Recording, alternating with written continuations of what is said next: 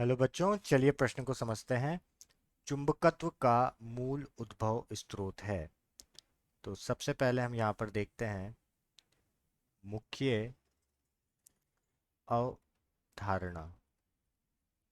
तो मुख्य अवधारणा में हम बात करेंगे कि कोई भी आवेश, जैसे मान लेते हैं किसी परमाणु की बात करते हैं हम, कि किसी भी परमाणु में जो आवेश होता है, जैसे यहाँ पर इलेक्ट्रॉन है, तो इलेक्ट्रॉन यहाँ पर दो काम करता है। यहाँ पर एक तो अपने अक्ष पर घूमता है, अपने अक्ष पर घूमता है, ठीक है। और एक घूमता है नाभिक के अक्ष पर, नाभिक के अक्ष पर, ठीक है। तो इन दोनों की वजह से यहाँ पर क्या होगा, चुंबकत्व उत्पन्न होता है। कि देखिए, अगर ये नाभिक के अक्ष पर घूम रहा है तो नाभिक के अक्ष पर भी यहाँ पर चुंबकीय क्षेत्र उत्पन्न होगा, और ये अगर अपने अक्ष पर भी घूम रहा है तो दोनों से चुंबकीय क्षेत्र उत्पन्न होता है, ठीक है। तो इसी अवधारणा को उपयोग में लेकर चलिए हम देखते हैं हल। तो बच्चों, अगर हम हल की बात करें यहाँ पर, तो इस प्रश्न में हमें ये दिया हुआ है कि जो चुंबकत्व है उसका मूल उद्भव हुआ कहाँ से। तो अगर हम एक परमाणु की परिकल्पना करें कि परमाणु क्या होता है, परमाणु में एक होता है नाभिक, जिस पर जो आवेश होता है वो प्रोटॉन की वजह से यहाँ पर क्या होता है, धनावेश होता है। इसी प्रकार यहाँ पर इलेक्ट्रॉन होता है, जो नाभिक के किसी अक्ष पर, नाभिक के यहाँ पर नाभिक के चारों ओर क्या लगाता है, चक्कर लगाता है। ये क्या होता है, इलेक्ट्रॉन होता है, जिस पर कौन सा आवेश होता है, जिस पर ऋणात्मक आवेश होता है, ठीक है।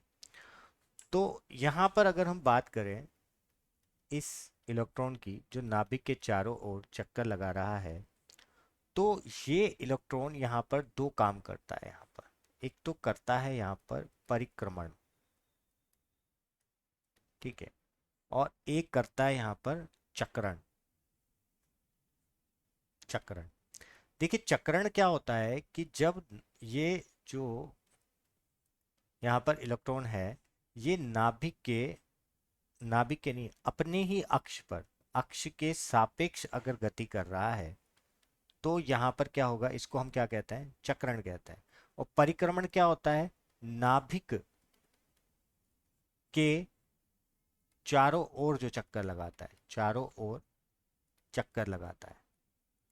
तो इससे क्या मतलब है, इससे क्या मतलब है, देखो बच्चों, अगर ये नाभिक के चारों ओर यहाँ पर ऐसे घूम रहा है, तो आप देखोगे कि यहाँ पर कहीं ना कहीं अगर कोई भी आवेश घूम रहा है तो वहां पर क्या होगी, धारा प्रवाह होगी।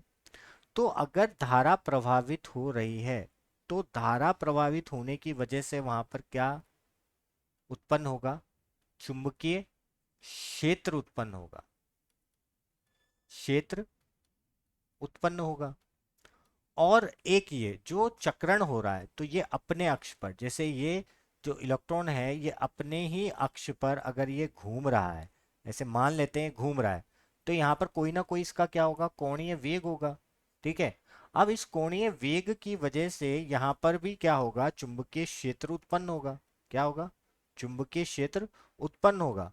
और यहाँ पर एक बहुत ही महत्वपूर्ण बात, कि यहाँ पर जो चुंबकीय क्षेत्र उत्पन्न होगा उसमें जो सबसे ज्यादा भाग चुंबकीय क्षेत्र का उत्पन्न करेगा, वो यहाँ पर उत्पन्न करेगा चक्रण।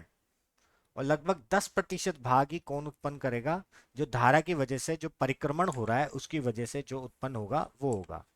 तो इलेक्ट्रॉन का ये जो चक्रण कहते हैं, इसको नेज चक्रण कहते हैं। क्या कहते हैं इसको, इलेक्ट्रॉन का नेज चक्रण। क्या कहते हैं इसको, इलेक्ट्रॉन, क्या कहते हैं इसको, इलेक्ट्रॉन का नेज चक्रण। क्या कहते हैं इसको, इलेक्ट्रॉन का नेज चक्रण। तो हमारे इस प्रश्न के दो उत्तर होंगे।